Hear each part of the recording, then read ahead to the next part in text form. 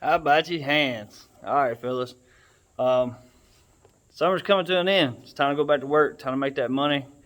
I got to pay some bills, get some money for these projects, parts, all that good stuff, so we can keep making content. So that being said, we got to service this old girl. We got to get the oil change done. I'm gonna check the fluids in the transmission, grease the front end. All the things you do before you go on a big trip or go out for outage season, stuff like that. You boys who work outages, you know what I'm talking about.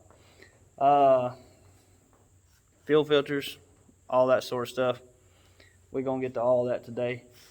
We also I know in some of the later videos that I've posted, you probably noticed the bed on that thing starting to look a little dry, starting to look like the weather's starting to get to it and stuff like that. So when we drain this oil, I'm gonna go ahead and put that into a weed sprayer and probably mix it with a little diesel fuel to try to get that thickness down, because I don't think that thick diesel oil is going to spray too good through that thing. And it's just a little cheapo pump sprayer, so you don't want to run this stuff through something that's good, or the stuff that you actually spray around the house with. Get you one that 10-15 bucks from Home Depot or something like that, something that you can just designate it for doing things like this, maybe spraying your trailers down or whatever. I know a lot of guys like to spray their trailers down with that stuff and coat their trailer decks to keep the weather and stuff off of them. And they say it works really, really good. So we're going to give that a shot today, see how that turns out. And yeah, just getting her ready to go. Hit the road. Got to get her all suited and booted. So let's get at it.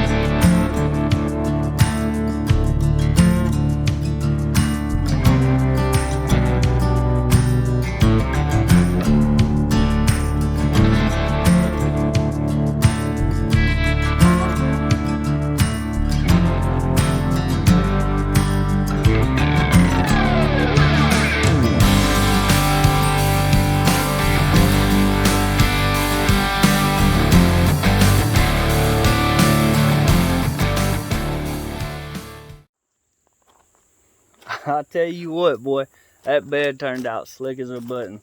I'll show you what I use right here, fellas. So that's all I use right there. Get a little hand pump. And that oil jug right there, I got some diesel fuel. I pretty much mixed that thing up with like a water consistency. When I first, tested it out, it was still kind of thick even after I went, 3/4 oil, and then a little diesel fuel on top of that. It's pretty much 50-50 is what I ended up spraying it with. Try to get a water consistency because that sprayer was having a real hard time with that thick oil. But man, it come out great. I didn't film it. I didn't get any film on it. I kind of wished I would have, but spray it down. I just took me a paintbrush that I had laying around and just kind of tried to spread it out somewhat, try to get it kind of evenly coated as I could. And then I'd let it dry, let it soak that oil and that diesel fuel up, which it did pretty damn quickly actually. And then I just kept coating it until it started to kind of sit on top of the wood where I knew it soaked in really good. And just left it out here in the sun up there on the hill out of the way on the rocks. And yeah, just let the sun bake it, which I'll show it to y'all here in a little bit. But it turned out great. It still kind of got, how diesel oil is black, it's got that soot in it. It's pretty much dry to the touch now. You don't really smell it at all. You can't really smell the diesel fuel or the oil hardly at all. But if you rub it right now, you'll get a little light soot on your fingers. But as far as oily, it's not oily at all. It's turned out great. I love the way it turned out. It looks really good. But yeah, guys, hey, you fellas that don't want to go out and pay all that money for a stain or water sealing or something like that, that diesel oil, that stuff really works. It works really good. I'm super happy with the way it turned out, and it looks great with that black flatbed too. But here it is.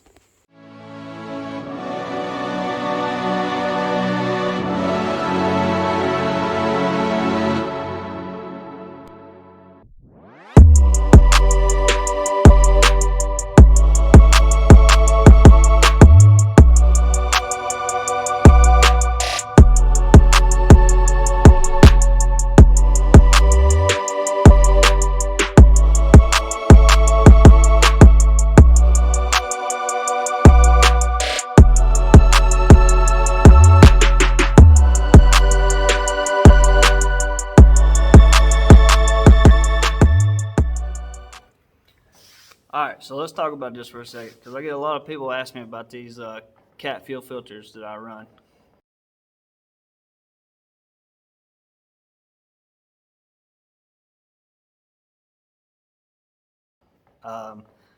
It's just a fast 165. I'm not real sure. I can't remember what gen fast that is that's on the truck. I'd have to go back and look. But there's no adapter plate, nothing. Those filters they screw right on. They're a direct replacement for the fast filters. I did a little bit of research, did some cross-referencing on Caterpillar, I believe, and I found them. I get them right off of Amazon, and they ship to the house within a week, a few days, and swap them right out. I change my fuel filters every other oil change. I change my oil every 5,000 miles. It's just easy to keep up with, I know at, 230, say I'm starting my oil change, 235, get another one, 240, so on and so forth. Just real simple, easy way to keep up with it. I know it's a little bit sooner than required, but hey, that's just the way I do it, because sometimes I might use a rental car to go to some of these jobs, and I leave my truck here, and it sits here for a month or so, so I just do it every 5,000 miles. But with fuel systems, guys, it is so important to have a good fuel system on these trucks. Good filtration system for, better perspective. Both these filters are 2 micron, which is great. That's where I want to be. I think that's about as good as it gets, is 2 micron. And both of them are 2 micron filters. You common rail guys, these damn injectors in these trucks they're out of this world expensive. Crazy what a set of injectors costs for a common rail truck. It's ridiculous. You 12 valve guys,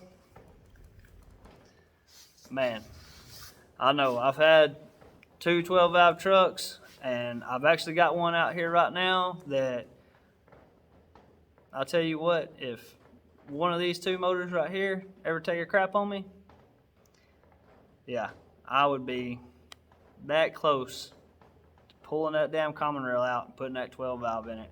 Because let me tell you what, you can still buy a good set of injectors for them at a decent price. You know what I mean? At half or a quarter of the price of what these common rail trucks cost. They're just durable, reliable. You know I won't get that horsepower that I want like I would out of these. I won't have, that tuning capability of being able to go in, program, the computer, tune, fuel, this and that. You build a 12 valve as a 500 horse truck, it's a 500 horse truck. There ain't no turning it down unless, you do a little fuel time and stuff like that, which they have what they call, what is it? It's like P-Pump on demand or something like that you can get from, I think Power Driven Diesel has it, where you can adjust that from in the cab, where you can turn your fuel up and down. So, I mean, I'm not saying that there's no adjustment to it, but as far as being able to throw timing adjustments, stuff like that on the fly, be able to go in and just select a tune, it's not there for the 12 valve guys, which if I built a truck, as far as if I put the motor in one of these road trucks and I wasn't building it for horsepower, I'm not going to shoot for a crazy horsepower goal. So that's not a big deal to me at all. I put it at a easy medium, and that's it. I'd run the controller in the cab from Power Driven, and look, then you got your reliable, decently powered truck that, is cost efficient also and easy to work on. Yeah, you 12 valve guys got it good. I love those motors. There's a special place in my heart for a 12 valve motor, and they are just stout.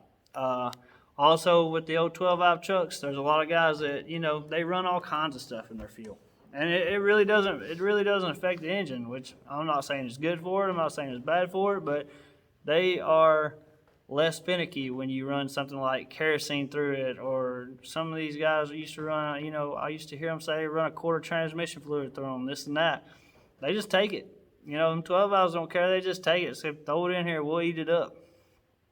These common rail trucks, I ain't doing it. I ain't running nothing in that son of a gun but a little bit of fuel additive. That's it. And I'm going to run a good fuel additive in it too. I'll run Hot Shots, or, I'll run Stanadyne, or I have ran Diesel Clean. I don't run it anymore. I don't want to get into all that, but Stanadyne, Hot Shots, I've had really good. This truck right here, it got to where it was kind of smoky whenever I'd fired up, and it kind of, it was kind of smoky getting in the throttle, going through gear, stuff like that. I literally run some of that Hot Shots through it, and it made a difference, a big difference. So I'll continue to run their product because, something that I can tell without having to do an analysis on it, or send something off, to say, hey, is this actually doing anything for me? When you can fire something up or run something after you've put an additive in it, and you can immediately tell a difference, after a tank or so, it's a decent product. But yeah, I run cat fuel filters, 2 micron on this truck. I run Schaefer's oil, which the guy who built the engine of the truck, Choate Engineering, they were also known as Diesel Doctors. I don't know if they still go under the Diesel Doctor name or not. It was a family-owned business. It was him and his wife, I believe, and they did a great job on the engine. It's hasn't really given me any troubles as far as internals or anything like that. bolt-on parts like alternators and this and that, cam sensor, stuff like that, they wear out. You know, that's just something that happens. It's something you're going to change on your truck. Parts get tired, you got to put new parts on. That's just how it goes. But they did a really good job on the engine. It's ran great. He put me on Schaefer's oil. He asked me, he said, hey, he said, what kind of oil are you running? And I told him, I said, I've been running Rotella. And this was back before the T3 full synthetic stuff like that, really, I believe. He's like, let me put you on this Schaefer's oil. I was like, hey, this is your motor. You built it. You know, it's your warranty. I'll run whatever you want me to in it, because at the end of the day, if something happens before that warranty is up, you know, it's your baby. After that warranty is up, I'll run whatever I want to run in it. But, you know, as long as you're going to warranty the engine, I'll run whatever you want me to run in it. So he put me on that Schaefer's oil, in which the warranty's already been up on this truck. And I continue to run Schaefer's oil because it's done really well in the truck. It's got plenty of zinc in it, stuff like that you can't get hardly in some of these other oils. If you really look at the mixture, you look at the zinc content in it, Schaefer still has a really good zinc content in it.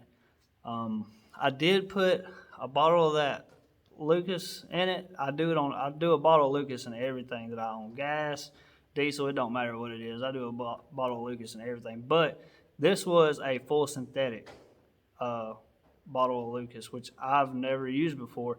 I've always used, you know, the old super glue looking thick Lucas oil stabilizer. But they didn't have any where I get my oil from. They had that full synthetic, which will be fine in that. We'll be fine mixing with that oil because it's a synthetic blend, I believe.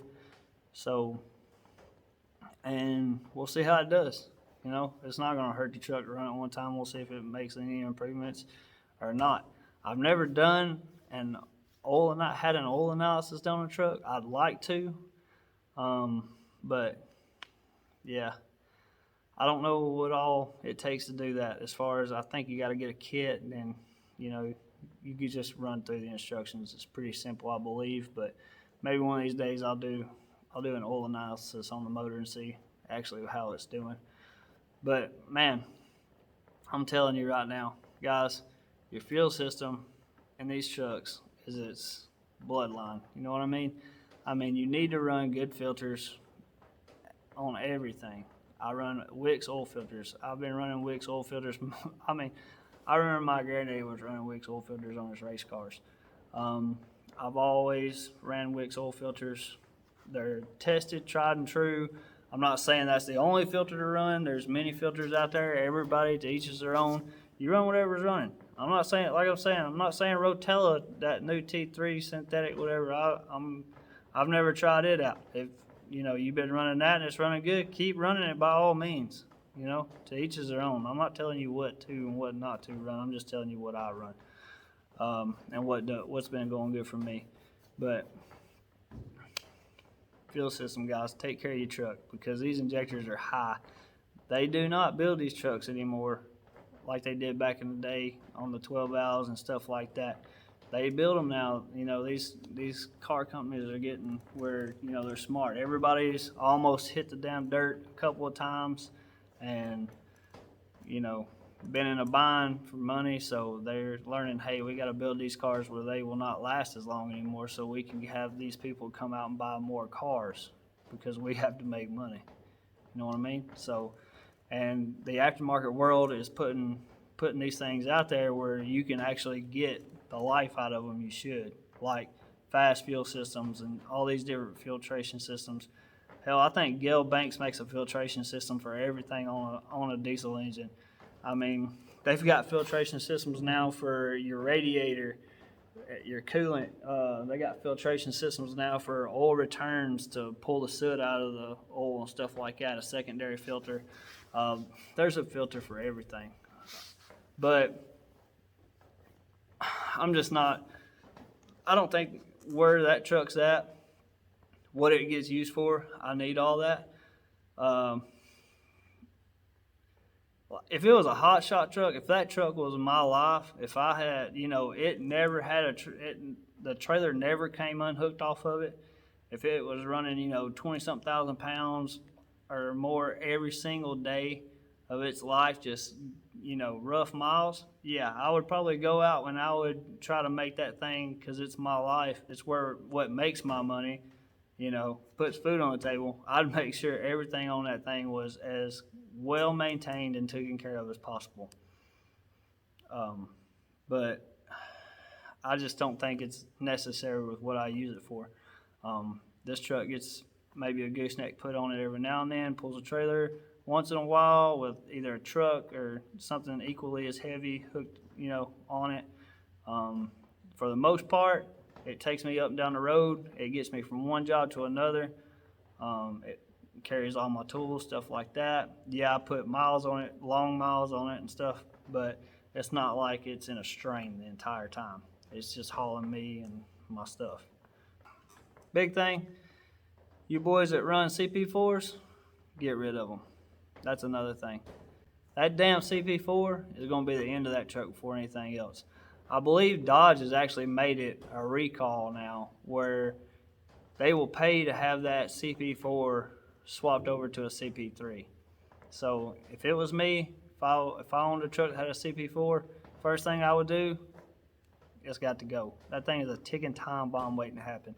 It will ruin the entire fuel system. I don't care nothing about all these, kits they make today that will, if it does blow up, it'll save your fuel. I ain't even gonna take that chance. I'm gonna get rid of that CP4, put a CP3 on it. I'm gonna put a good lift pump on it, fast air dog something, something that'll filter that fluid really good, keep all the contaminants out, and that would be my first thing that I did to a truck if I bought one brand new.